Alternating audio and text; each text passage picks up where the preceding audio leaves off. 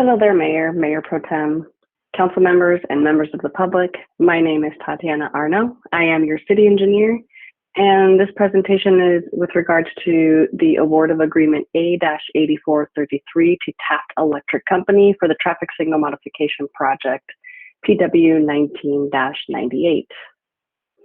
So the recommendation is that the City Council approve and authorize the following for a total of $3,599,880 in project funds for the traffic signal modifications project for 7 signals, specification number PW 19-98 and project number 183114. So the first being that the mayor to execute agreement A-8433 with Taft Electric Company in the amount of $2,999,900 for the project, including number 2, a project contingency amount of $299,990, a project allocation amount of $299,990 for the engineering, inspection, survey, and project management for this project.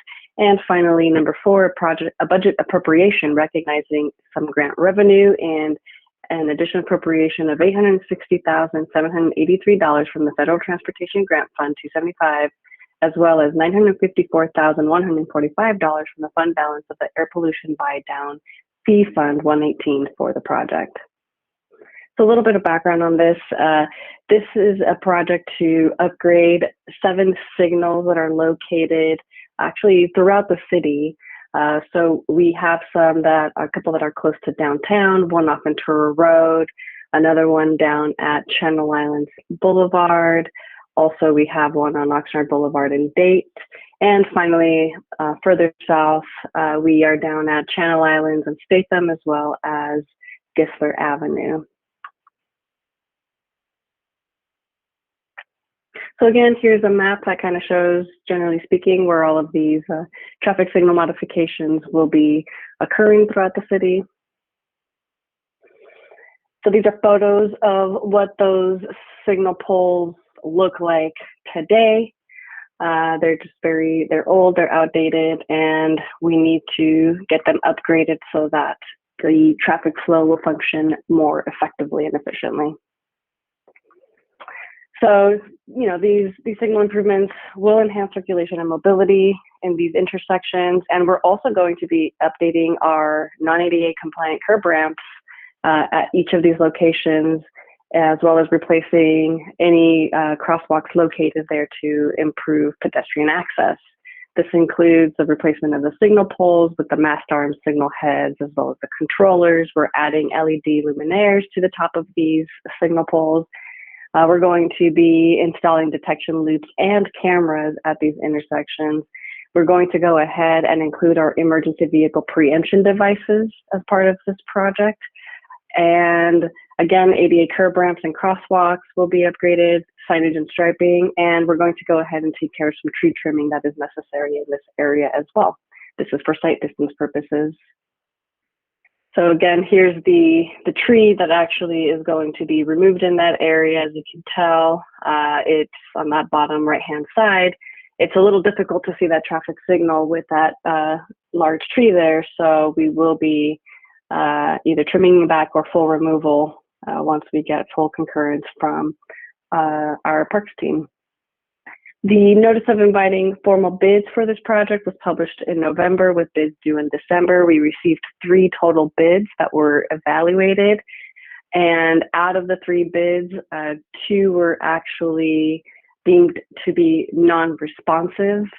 So they didn't actually meet the requirements per our call for bid documents. And so Taft Electric Company was recommended by staff to award the agreement to, since they were the only responsive bid for this project.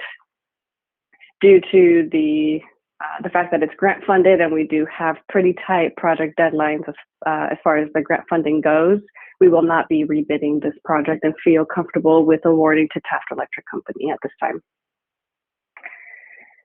So we did have bids that came in higher than the original engineer's estimate, which is why we're asking for an additional appropriation, and we did request some grant funding for it, which includes the market increases for the material and the labor from the pandemic and just recovering economy, we're experiencing supply chain shortages industry-wide and across just multiple materials and things of that nature, but specifically steel-made traffic signal equipment. This has been an ongoing issue. Sometimes it could take 9 up to 12 months to receive these poles. And so with that comes supply and demand. Things get more expensive. So the project as a whole came in higher. And we also have an influx of transportation funding coming in through State Senate Bill 1, which results in higher demand, which is, a natural bid environment change. And so basically it goes back to the idea of supply and demand, but more so on the fact that there are so many more agencies that now have access to funding to finally upgrade their infrastructure.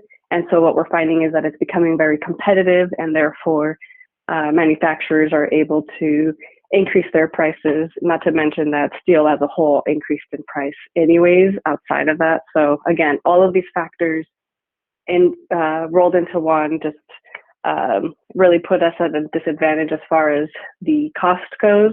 However, at this point, because we are aware of all of these things, we don't believe that going out for a rebid would result in a lower bid at this time. So luckily, we have an amazing transportation planner here within the city of Oxnard, Miss Debbie O'Leary, and she was actually successful in securing an additional almost $1 million, $860,000 of Highway Safety Improvement Program grant funding as a result, right? And we were able to justify this by proving that all of these other factors contributed to the higher costs.